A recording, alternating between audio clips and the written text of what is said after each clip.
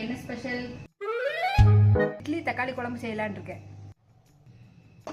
கசகசா, சோம்பு, கொஞ்சம் பட்டை, ஆயில், கொத்தமல்லி 2 டேபிள் ஸ்பூன், மிளகு, வரமிளகா, இஞ்சி, பூண்டு, வெங்காயம் சேர்த்து வதக்கணும். ஆகட்டும். 4 தக்காளி நல்லா வதக்கணும். கசகசா, சோம்பு, பட்டை 3ஐயும் போடணும். வறுத்து வச்சுருந்ததை போட்டு அது கூட தேங்காய், ஜீரகம் கொஞ்சம், தக்காளி அரைக்கணும். ஆயில், கடுகு, உளுந்தம் பருப்பு, 2 கிராம்பு, ஒரு பட்டை, கருவேப்பிலை கொஞ்சம், இதை ஊற்றி எவ்வளோ தண்ணி தேவையோ அவ்வளோ ஊற்றணும்.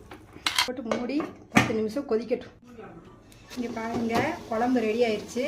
நல்ல வாசம். கொத்தமல்லி இலை போட்டு அப்படியே ஆஃப் பண்ண வேண்டியதுதான். எப்படி இருக்குன்னு நான் சொல்ல மாட்டேன், நீங்கள் செஞ்சு பார்த்துட்டு சொல்லுங்கள்.